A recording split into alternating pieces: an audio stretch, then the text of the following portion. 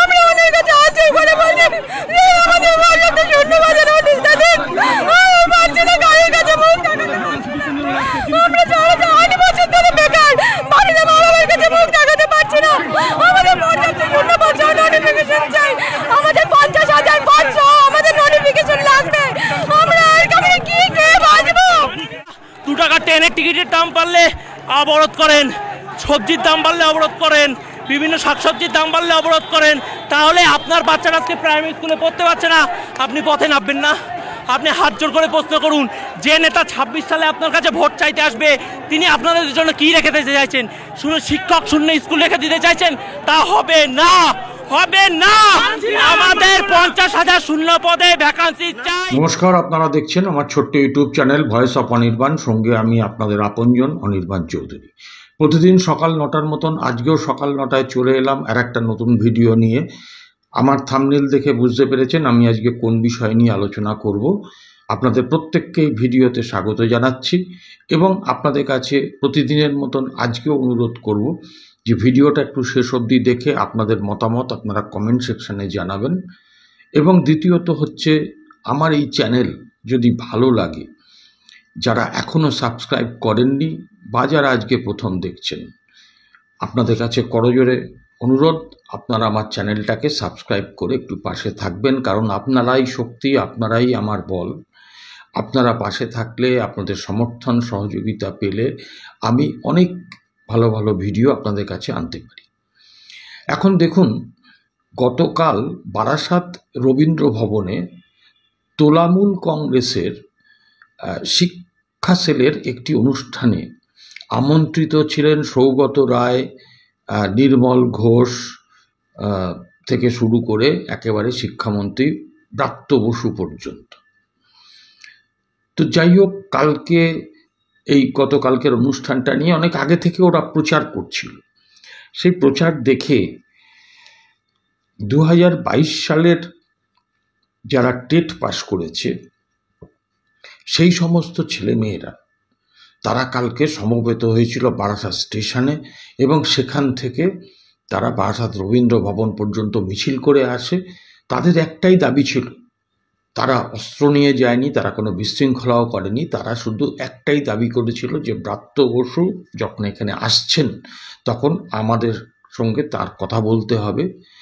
অনেক দিন ধরে উনি বলছেন ডিপিএসসি শূন্য পদ ঠিক করছে, নির্ধারণ করছে, সেই অনুযায়ী খুব তাড়াতাড়ি রিক্রুটমেন্ট হয়ে যাবে। এদের এই ছেলে মেয়েগুলোর দাবি ছিল যে 50,000 শূন্য পদ ঘোষণা করে তারা যারা পাশ করে বসে আছে সেই 22 সাল থেকে, ভাবুন 22 সাল, এটা 25 সাল, 3 বছর ধরে তারা বসে আছে, তাদের নিয়োগের কোনো বার্তা কেন আসছে না? অবিলম্বে নিয়োগ করতে হবে। মানে শুনলেন ওই যে ছেলে মেয়েগুলোর কি বেদনা, কি দুঃখের কথা এই পুজোর মুখে দাঁড়িয়ে তারা বলছে। এখন প্রশ্নটা হলো, ব্রাত্য বসু যথারীতি উনি কালকে আসেননি, কোথায় শিক্ষামন্ত্রী সেটা অবধি জানা যাচ্ছে না। ওখানে প্রশাসনের সঙ্গে কথা বলেছে এই সমস্ত টেট উত্তীর্ণ ছেলেমেয়েরা, প্রশাসন কিছু জানাতে পারেনি যে শিক্ষামন্ত্রী কোথায়। তারা শেষ অবধি অপেক্ষা করেছে, দীর্ঘক্ষণ তারা ওই রাস্তার ওপরে বসেছিল। পুলিশ অন্যায়ভাবে তাদেরকে বিনা প্ররোচনায় লাঠিচার্জ করেছে বলে অভিযোগ। এবং সবথেকে বড় কথা হচ্ছে যে ব্রাত্য বসু শিক্ষামন্ত্রী কালকে মুখ দেখানোর মতন তার উপায় ছিল না, তিনি গা ঢাকা দিয়েছিলেন, পরিষ্কার কথা। তিনি ওই ছেলে মেয়েগুলোর বাচ্চা ওনার সন্তান সম ছেলে মেয়েগুলোর সামনে চোখে চোখ রেখে কথা বলার মতন সৎসাহস ব্রাত্য বসুর ছিল না বলেই কালকের এই অনুষ্ঠানে যিনি কেন্দ্রবিন্দু ছিলেন ব্রাত্য বসু, ওই রবীন্দ্র ভবনের শিক্ষা সেলের প্রোগ্রামের, সেখানে তিনি উপস্থিত হলেন না। ছেলে মেয়েগুলো চলে গেল। এই 22 সালের আমি দেখেছি যারা টেট উত্তীর্ণ ছেলে মেয়ে, তাদের একটা জোশ আমি দেখেছি। আগের দিনও কলকাতায় দেখেছি, গতকালও দেখলাম বারাসাতে। তারা কিন্তু সহজে ছাড়ার পাত্র নয়, আমি যেটুকু বুঝলাম। তাদের একদম দেওয়ালে পিঠ থেকে গেছে, পরপর এই দুর্নীতিগুলো দেখেছে, তারা এখন সিঁদুরে মেঘ দেখলেও ওই ঘরপোড়া গরুর মতন ডরাচ্ছে। তো এখন প্রশ্নটা হচ্ছে যে গতকালই আবার চালাকি করে এই 23 সালে যারা পরীক্ষা দিয়েছিল টেট, 21 মাস পরে তাদের কালকে রেজাল্ট আউট হল। 2.47% পাশ করেছে।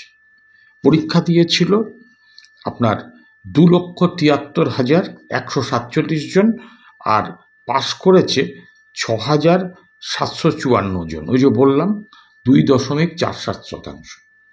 এখন দেখুন এত কম পাশ করলো কেন, এটা নিয়ে বিতর্ক আছে। তবে আমি অনেকের সঙ্গে কথা বলে দেখেছি যারা 23 সালে পরীক্ষা দিয়েছিল, তারা আমাকে যেটা বলেছে যে প্রশ্নপত্র এতটাই কঠিন হয়েছিল যে সেই প্রশ্নপত্রের উত্তর দিতে ব্রাত্য বসু বা চেয়ারম্যানেরও কিন্তু কুপকাত হয়ে যাওয়ার মতন অবস্থা।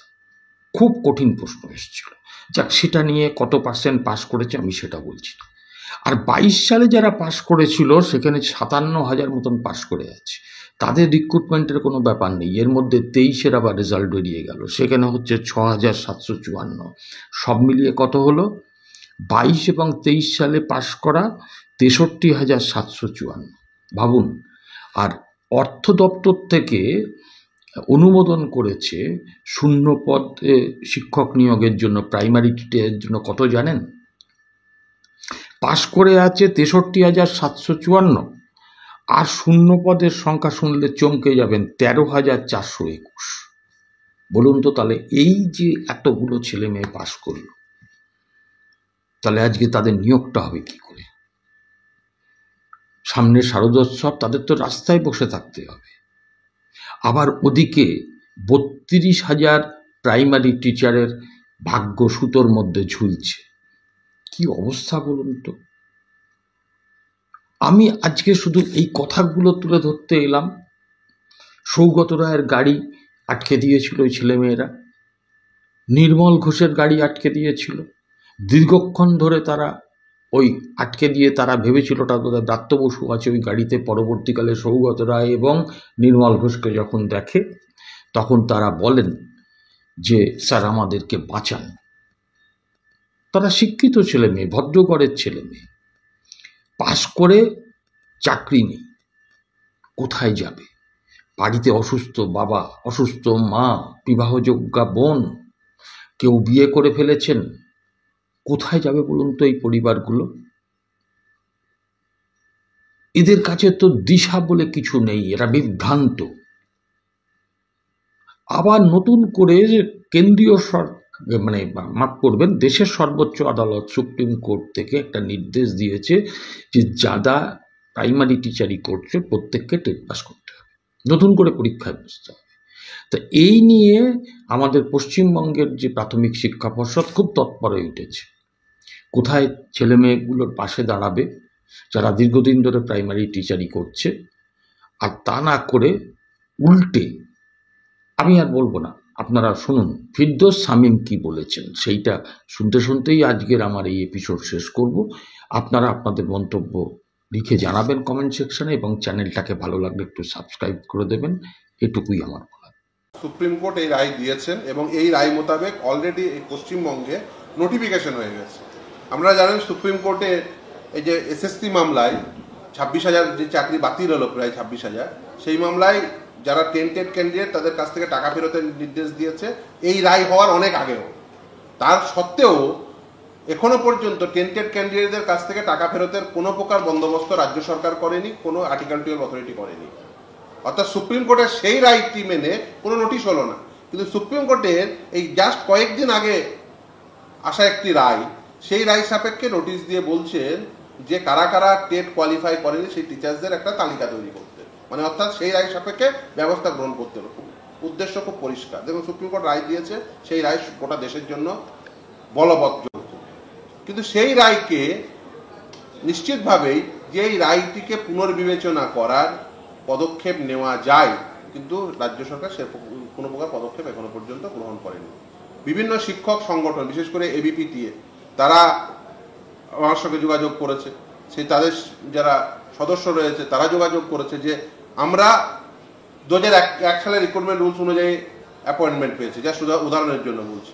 সেখানে এই টেট তো কম্পালসারি ছিল না, রাইট টু এডুকেশন অ্যাক্ট এসছে, রাইট টু এডুকেশন অ্যাক্ট 2009, তার সাপেক্ষে 2010 সালে এনসিটি নোটিফিকেশন দিয়ে বলছে মিনিমাম এলিজিবিলিটি ক্রাইটেরিয়া কী হবে। তারপরে সাবসিকুয়েন্টলি অ্যামেন্ডমেন্ট এসে 2011 সহ তার পরবর্তীতে।